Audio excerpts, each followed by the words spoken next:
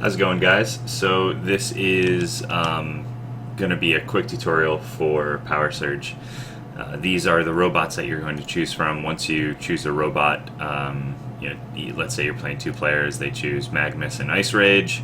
You choose two robots that have not been selected, and you flip them over, and on their backside will be a scorecard. And then you can set the rest of these aside. So the scorecard here, they'll come down here, and you'll put these guys directly on top of it like this, covering it up. When you score a point, you slide this over to your right.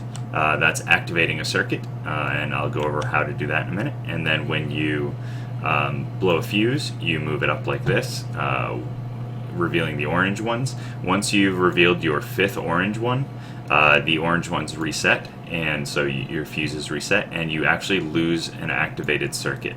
So you can lose points. Every blown fuse is a fifth of an activated circuit, essentially. Alright, so then we'll come over here and we'll talk about these special cards real quick. Any cards that have these tabs on it are going to be specials. These zeros are actually going to have a black one on it. It won't glow. You can't play this from hand as a special card. It just has a standing effect when it's in a pile. We'll go over that in a second, but all these other guys who have bright and fun colors, those ones are the ones that you can either play as the number or you can play as the special ability. So as you can see, this is special abilities can come across the same card. So this is a thermoreactor with sabotage. This is a thermoreactor with renew energy. I'll go over what these do real quick. So renew energy, if you discard it for its special ability, you will draw two cards. So that one's done. We'll put that there. So renew energy, discard, draw two cards. Sabotage energy, this one's pretty fun.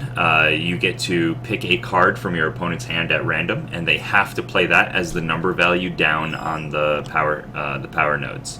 So that will be a way to sabotage your opponent's turn. So then there's that one, that's purple. Then you have Detect Energy. Detect Energy is gives you the ability to look at one of these three face-down cards up here. These are called your Phantom Energy. So that will allow you to set up for points really, really well. So that's the Detect Energy. And then we have up here, we have Transfer Energy. Transfer Energy is incredibly powerful. A lot of people don't realize that, but it allows you to rotate your hand, but you get to choose how many cards. So you can choose 1 to 5 cards. Because you have a hand of 6, you will have to discard this card in order to use it, which means you'll have 5 left, so you'll only be allowed to pass 1 to 5. So if your opponent still has 6 cards, they get to keep that one card that they want, but the rest of their cards are going to be the cards that you gave them. So it's actually a really great information gathering tool, and you can also screw over your neighbors directly, or everybody unintentionally, but your neighbors specifically, by giving them either all high cards or all low cards, or cards that are on lockdown in the frequency filter. That's this guy up here. He can't play whatever card is right here. That's the frequency filter. So if you give him a whole bunch of those 3s or something, then half their hand is dead. So that is Transfer Energy. Incredibly powerful. And then you have the most powerful card here. This is called the Phase the Phase Dynamo is a 1, but the Drain Energy. So in a Drain Energy, you choose a name of a card, and you remove all versions of that card from the field. So for example, if I had discarded that to the Purge pile over here, the discard pile, and I chose Gravity Reactors, then all Gravity Reactors would be removed from this field. So that means that this one right here would be removed. Yes, this is a 10 and this is a 10, but as you can see, 10s can have different names. There are 5 of every single number, and then there are of every single name. So 0 through 9, there are 5 of each of them. But then once you get to the 10s, there are 4 types of 10s. Thermoreactor, Gravity Reactor, Polarity Reactor, and Gravity Reactor. Oh, I already said Gravity. Nuclear Reactor, sorry, those are the 4. So there are 20 10s in a 70-card deck. So 10s are going to be the most likely thing to appear here. So when you remove, if you choose any of the 10s, you have to choose the card by name for Drain Energy, and you can remove it. This can be played, so all of these cards here can be played on your turn only, but the Phase Dynamo, I'm sorry, I did it again. The Drain Energy card can be played at any time. So it can be played on your turn or your opponent's turn. to stop people from getting a point or to stop you from going over 30, and that'll make more sense in a second. And then you have the null capacitor. This guy's going to have an ability on the side of the card called the insulator. So as an insulator, what it does, if it's on a stack here like this, it means that nobody can use detect energy on this pile, on this whole power node here. This whole thing is protected, essentially. So you can't use detect energy, and you can't use drain energy on this pile. So this pile entirely is completely protected. You also can't use your frequency match move to or from this pile, but we'll go over that in a minute. If this card happens to be, up here in the frequency filter spot, it means that no specials and no zeros can be played. So that means no specials, no cards that have a special on it. These are specials. So you couldn't play this as the number or the special ability. You are completely locked out of those. Now, I don't know if you noticed, but all of these special cards only come on 1s and 10s.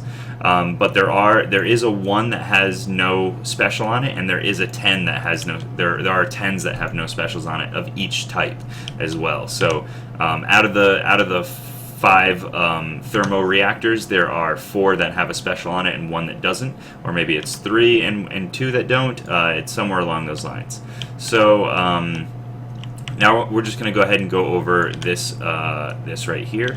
Let's go ahead and put this in and shuffle this up. So this is your setup. You have your draw pile or your energy pile, because that's where all of these energy units are going to come from. Then you have your purge pile. This is when the energy is used up and you're purging the components and the energy is now drained out of it. This is your frequency filter, so anything, we'll just go ahead and put that there. Anything in the frequency filter spot cannot be played from your hand, but if it happens to show up, due to the game mechanics, then it shows up, but you are not allowed to play that card from your hand. So let's see. First thing we have to know is this is Power Node 1, Power Node 2, Power Node 3, and they're going to resolve in order. So you're going to always look at Power Node 1 first to check. Now if I go ahead and let's see, I'm going to rotate this around. Let's say this was my hand. I'm going to draw 6 cards, and we're going to play as if these 6 cards were my hand. There we go. 8, 9. Whoops, sorry. 7. I was hoping for a 9 there. I almost had it. Okay, cool. So I have a transfer energy, I have a thermoreactor, I have a quantum infuser, I have a biomass amplifier, and a crystal diode, and another crystal diode. So I have 2, 2, 7, 8, 10, and 10. One of them has a special on it. So if I were to play this hand right here, let's say it were my turn, there's definitely one move that I really, really want to do. Since most of the cards are 10s in this deck, this is most likely going to be a 10. Granted, all the cards are still over here, but it's more likely to be a 10 than any other number. So if I want to, I could put this right here. Now, in doing so, as my one card that I get to play down per turn, that equals 20. The way that these are revealed, these are your Phantom Energy, the face-down cards. The way that these are revealed are if, the only way, sorry, is if the pile equals 20 or more. So because I made the pile equal exactly 20, if this is a 10, I actually get a point here. Let's go ahead and flip it over. Look at that. I did. I got a point. So that would score unless somebody had a drain energy. If somebody decided to drain all thermoreactors, they could drain these 2 here, and it would be stuck back down at 10, and the card would be alone. The polarity reactor would be alone. However, if they chose to remove a polarity reactor because they happen to have a 10 in their hand as well, that would be a great move. They'd remove that, my turn would be over, I'd draw my card, and then it would be their turn. They would go ahead and play their card. However, after I draw, I still have this special card left, and I have no other 10s here. So a really good move would be to go ahead and play this transfer energy and give them my entire hand of 5, and because they played a drain energy to stop me getting a point, they only have 5 cards as well. And those 5 cards would then be completely replaced by mine, and it would stop him from being able to play his the 10 down here in order to score a point. Let's go ahead and pretend like I didn't do that though, and let's pretend like I scored that point. We'll put this 1 back here like this. Alright, so I played my card and I got I activated a circuit. I made a pile equal exactly 30. So because I did that, now we're going to go into what's called the power surge. This is the order of operations for the power surge. First, you purge the power node, which means discard it to the purge pile. You gain your point, so I would come down here and let's zoom in here, and I would gain my 1 point, which means I've activated 1/5 of my robot. I've turned on the head, for example. Okay, and now that there is an imbalance between the 3 power nodes, there's no energy at all in here. The power nodes freak out, this system freaks out, and it tries to balance itself. So in order to do that, though, it has to give energy across the entire system. So if there's a card in the pile already, in this power node, a card gets placed there face up. If there's a card not there, then a card gets placed face down. And again, if there is a card there, it gets placed face up. There you go. And at most, you should only ever be putting 1 card face down because of the order of operations. Now, before we, because a point was scored, this would get changed, but you have to completely finish all power surges first. So if we look here, we have 10 plus 7 plus 1 is 18. Now, that's not enough to flip this over, so we don't actually have to do anything else. Then we have a 0 pile, and then we have a 19 pile. Now, let's go ahead and flip these cards here for a second. Let's do this here and pretend like this is the order now. What happens? So we go ahead and we flip this card, we power surge. Oh man, that's at 27 already. That means that has to be a 3 or less in order for me not to blow a fuse. But you have to finish your power surge. So I have to, even though that's over, I have to completely finish my power surge. That's good. That's not terrible right there. And then we're going to go ahead and flip this over. Now, when we flip this over, this is clearly way too much. This is 34. So this is going to get purged. This is just like if you score a point. It will purge to the purge pile. It will blow a fuse. So now I've got 1 point this round on my turn, and I've blown a fuse. So now I'm at 1 and 1. And then the next thing that I do is I have to power surge again. Even if this was over 20 or even over 30, it wouldn't matter. Or even if it was exactly 30 and it would get me a point, it wouldn't matter. After you power surge, after something is purged, you have to finish your power surge. So, sorry, that should not have gone there. Let's go ahead and just shuffle that up. That was a mistake. There we go. So we're going to go ahead and put that face down. We're going to put this one face up here. And then this one face up. Like I said, you're only ever going to put 1 face down. And now we have to evaluate this pile, then this pile, and then this pile. And look at this, we've got exactly 20 here. So let's go ahead and flip this over, and this is only going to be a 24 pile. So that's pretty safe for right now. And because a point was scored this turn, I'm going to finally replace my my frequency filter, and now it's 9s, or neuron batteries cannot be played from hand. And now that we have this at 24, I'm hoping that he doesn't have a 6, and there happens to be a 6 right here, and then I'm going to draw my card for my end of my turn, and I'm going to decide if I want to use any specials. You can use them after your draw, but you can only draw up to 6 once per turn. So now I'm going to go ahead and say, I don't have any 6s, so I could potentially give him a hand of 5, but he has a hand of 6, so it means he could keep his 6. It's probably not a good time to use that right now. That's okay. Now it's his turn. Now let's find a 6 here, because I want to show you a frequency match move. This is the super power in the game. This is a very difficult power to reach. There we go. So let's say this is in my hand. We'll put this right over here. Put this over here. Alright. So let's say it's the other guy's turn. Alright, so I'm the other guy now. And this is what I've been set up with. Now this only needs a 6 to score.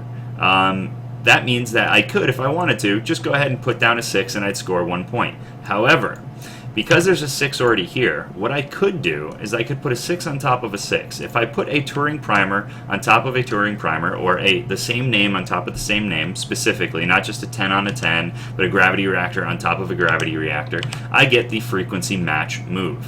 So at the end of my turn, everything has to resolve first. Did anything change? No, not over 20, not over 30, not over 20, not over 30, not over 20, not over 30, that's it. I'm going to now get the opportunity to move any of the bottom cards to another pile. If I do that and it scores a point, it scores 2 points instead. Now, if there was a 0 in, let's say, this pile here, I could not move anything from or to this pile. It would be insulated or protected. If there was a 0 here, I could not move anything from or to these piles this way. Into that pile. So, but because there are no zeros, I can, in fact, go ahead and move this over here at the end of my turn before I draw. And this now equals exactly 30. And because I've made it equal 30, and I used a frequency match move, I'm going to now score 2 points. I have seen this. I have seen somebody score 4 points in one turn. It's pretty crazy, but it's definitely possible, and that's the majority of a game right there, because you only need to go to 5 points. Alright, so then this guy would then purge for another power surge. Then if there's a card there, we put one face up. If there is a card there, we put one face up. And if there is a card not there, we put one face down. And because a point was scored, we finally get to replace this guy. And now quantum infusers, 8s, cannot be played from hand. Now that's really stinky because I happen to have an 8, right? So maybe I draw my card before the end of my turn, because there's nothing else that needs to happen due to power surges, and I go, you know what, I really don't want this 8, so I'm going to do this. I'm going to transfer one card to him. I just don't want that one card. So I give that to the other player, and then he gives me a card. Let's say he gives me a 3. He's like, I really don't care to have a 3, so that would be his card over there now. Now, most likely, if he had an 8, he'd also pass me the 8, or maybe he'd pass me a high card, like a 10, so that I'd be stuck more when these are all stacked. If you get piles that are stacked like this is 19, this is 17, and then this pile, let's make this pile stacked as well.